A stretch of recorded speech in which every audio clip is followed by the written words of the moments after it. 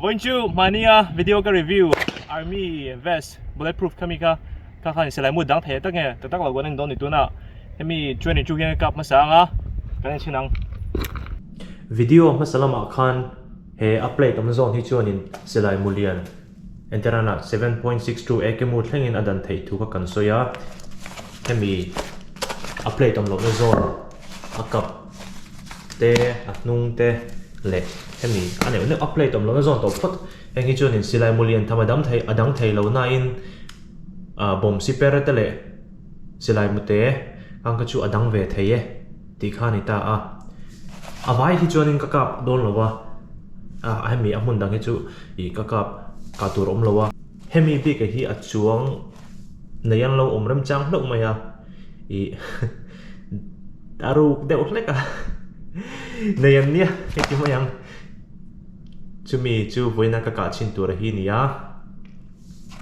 achunga hianin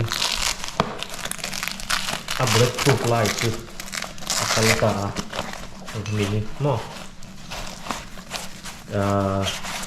nakina hengin chu kana bel chiang ai don ni kana phet dap kana suas tam lai don ni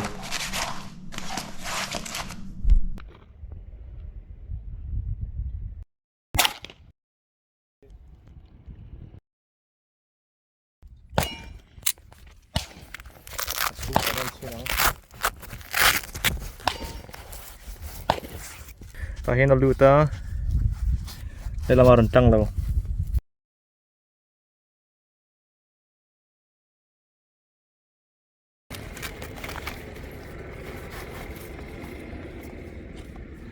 Johnny True Jonathan lang lawa tuna 9mm kan try ang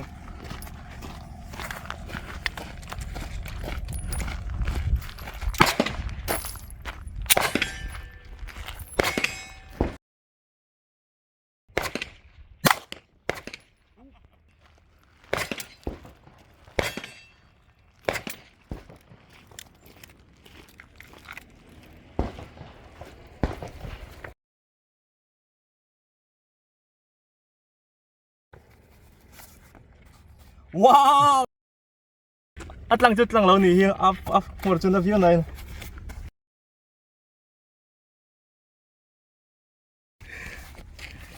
bulletproof chu ni chiang ani he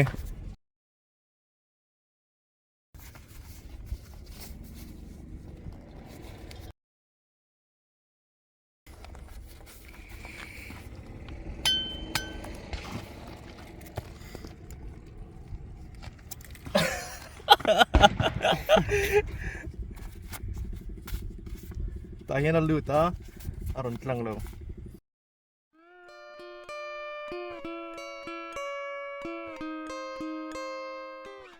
Tuna hemi Ruger Mark 4 22 kaya kap lai don ni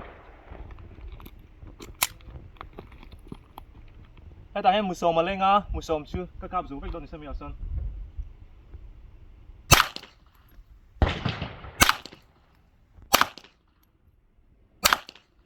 Yeah, miss?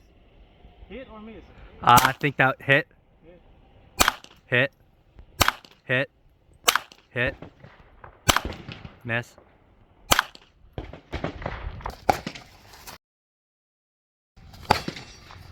Halay luna niya. Aron tlang pakat ng huto o sungay na yan. Amutang vek. Ang po siya ni set 22 lang 9mm chu ka soyang kan yan adang thay ni hay kapzo na kapkania etia kalkania kala in kapu cheni point anav ye nga yeah ti zong khani